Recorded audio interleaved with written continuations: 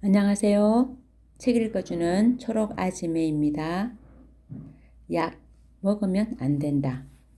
제8장 두통의 원인은 두통약. 낫고 싶으면 두통약을 끊어라. 진통제. 끊으면 두통이 낫는다.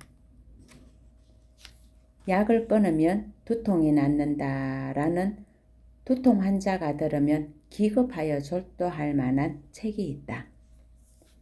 이 책의 저자가 일본 굴지의 두통 전문이라서 더욱 충격이다. 저자인 시미즈 도시히코 씨는 도쿄 여자의과대학 뇌신경센터 두통 외래 담당 강사다. 그는 담담히 말한다. 진통제는 통증을 느끼는 신경의 회로를 끊을 뿐입니다. 통증의 원인인 염증 자체를 억제하는 작용은 없습니다. 자주 사용하여 통증을 읊어무리면 효능이 나빠집니다. 게다가 뇌의 신경세포가 과민해져 작은 자극에도 아픔을 느낍니다. 약으로 두통을 억제한다고 생각했는데 두통의 횟수가 늘고 만성화됩니다. 증상도 더 나빠져 약물 남용 두통에 빠지고 맙니다. 건강상식의 거식과 진실에서 요약한 말입니다. 두통의 원인은 두통약이었다. 웃기는 이야기다. 두통약을 먹으면 먹을수록 두통은 점점 심해진다. 이 점을 두통 외래 전문의가 분명히 경고한다. 약을 끊으면 두통이 낫는다라는 책까지 써서 계몽하고 있다. 시미즈 의사는 용기 있는 사람이다. 진실의 공개는 두통약, 즉 진통제로 막대한 수익을 올리고 있는 제약회사에 피해를 주는 행위이기 때문이다. 그들에게는 이 책이 두통일 것이다. 낫고 싶으면 두통약을 끊어라. 내부 고발로 우리는 약물 남용 두통이라는 당치도 않은 병명을 알았다. 글자 그대로 두통약 남용으로 만들어지는 두통이다. 시미즈 의사는 40세가 넘어 한 달에 5회에서 6회 이상 머리가 아프고 진통제를 손에서 놓지 못하는 사람은 약물 남용 두통이 의심된다고 한다.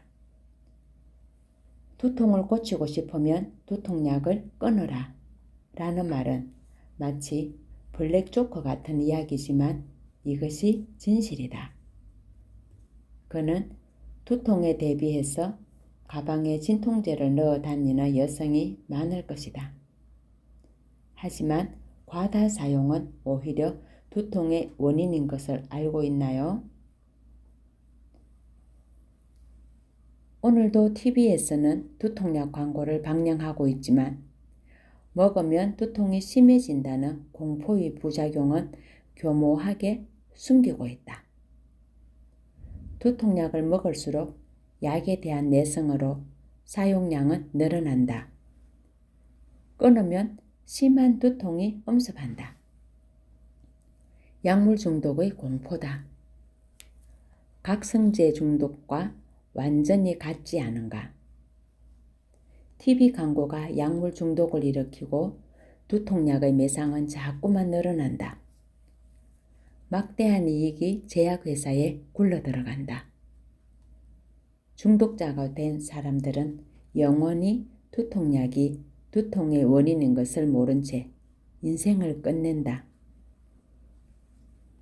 통증은 쉬라는 뇌의 명령. 도대체 통증이란 무엇인가? 통증은 몸의 어딘가에 이상이 있다는 체내로부터의 신호다. 머리가 아플 때는 머리에 이상이 있다고, 배가 아플 때는 배에 이상이 있다고 알려준다. 그러므로 통증은 정상이 아닌 곳까지 가르쳐준다. 통증이 있을 때는 다른 일을 할 수 없다. 다리가 아프면 걸을 수 없다. 머리가 아프면 이런저런 생각을 할 수 없다. 즉, 통증은 움직이지 마, 사용하지 말라는 몸의 명령이다. 통증은 신체에 쉬라고 명령하는 것이고, 쉬고 있는 동안에 무슨 일이 일어날까? 자연 치유력이 작용한다. 자연이 부여해준 치유하는 힘이 최대한으로 발휘한다. 야생동물의 뛰어난 지혜를 본받자. 야생동물은 모두 이 진리를 알고 있다. 그러므로 그들은 상처를 입거나 아플 때는 굴 속에서 아무것도 먹지 않고 조용히 쉰다. 쉰다는 것은 신체와 함께 소화기계도 쉬는 것이다. 인간이 하루 3끼를 먹으면 그것을 소화 흡수하는 에너지는 정식 마라톤을 달리는 것만큼 방대하다. 먹지 않고 단식하면 소화 흡수된 에너지는 모두 치유와 배독 에너지로 이동한다. 단식으로 면역력이 몇 배, 몇십 배로 뛰어오른다. 자연 치유력은 음식을 중단하면 최대로 능력을 발휘한다. 야생동물은 모두 그 진리를 알고 있다. 만물의 영장인 호모사피엔스만이 당연한 진실을 모른다. 의사나 간호사는 잘 먹지 않으면 병이 낫지 않아요 라고 환자의 입에 음식을 억지로 밀어넣는다. 편두통약. 지끈지끈 낫지 않는 것은 약의 금단 증상. 1000만 명이 편두통 환자. 약물 남용 때문에 두통이 심해진다는 사실에 충격을 받은 애용자도 많을 것이다. 두통약이 두통을 낳고 그것이 괴로우니까 또 두통약을 먹는다는 끝없는 지옥으로의 낯선 모양이다. 실로 두통약이란 악마의 진통제라고 부를 수밖에 없다. 전형적인 예가 편두통약이다. 편두통이란 도대체 무엇인가? 지끈지끈 머리가 아프고 구토가 날 만큼 두통 중에서 가장 아프다. 일본에서는 8%의 사람이 편두통 환자라고 한다. 어림수로 잡아도 약 1000만 명이 편두통 환자라는 셈이다. 제약회사 입장에서는 까무러질 만큼 기쁜 시장이다. 그럼에도 의학계에서는 편두통의 원인을 모른다고 하니 기가 막힌다. 두통약은 통증의 원인을 치유하는 것이 아니다. 통증의 전달신경을 방해하여 느끼지 못하게 할 뿐이다. 구조는 모르핀과 같다. 편두통의 정의는 그림과 같다. 해당하는 항목이 많을수록 편두통이라는 진단을 내린다. 난처하게도 의사는 기존의 두통약보다 강한 두통약을 당신에게 처방한다. 특효약이므로 통증은 곧 좋아진다. 그러나 적효성과 유효성은 같다. 약의 원칙을 상기하기 바란다. 매스컴 보도조차 이렇게 주의를 환기하고 있다. 약을 오래 복용하면 새로운 두통의 원인이 될 수도 있다. 특효약 T, 남용을 삼가하세요. 편두통을 확인할 수 있는 포인트. 발작성이다. 길게 이어지지 않는다. 움직이면 머리가 울린다.